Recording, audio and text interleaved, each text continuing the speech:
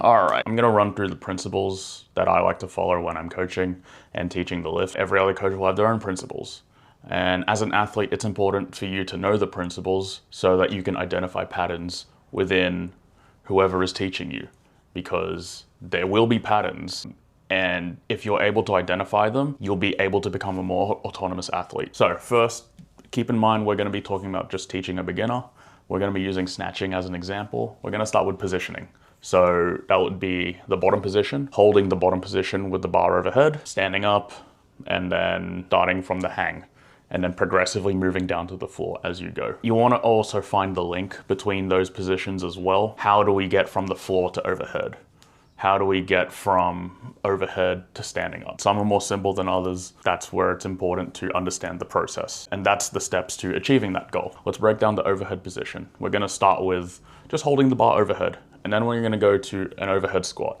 And then we're gonna go to a behind the neck snatch grip jerk, and then a snatch balance, and then a drop snatch, just to even just talk about the overhead position in general. It's important to know the purpose of these regressions. These regressions are there to help you improve one aspect of the lift and why they're programmed in the way that they are. And all these will carry over to your cleans and your jerks as well.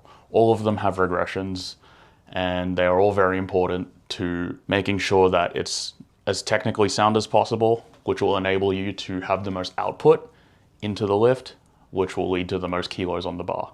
It's important for you to know these principles so that when you watch any of my future videos, this is what I'm going to be basing everything off. Pattern recognition and being able to identify what works, what doesn't. That's what makes a better athlete, a more autonomous athlete, and one that's able to think for themselves.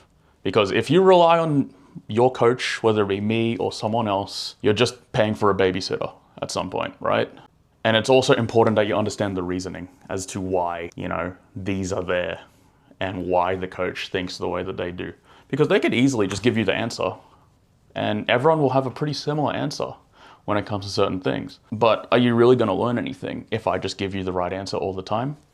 Probably not, unless you make the link between why and how it works. You can't really get answers all the way up to a 100 kilo snatch. If you take the time to understand it, that's what makes a better athlete. So in the next video, I'm gonna be running through the snatch and programming that for a beginner. And we're just gonna keep going until I run out of ideas. So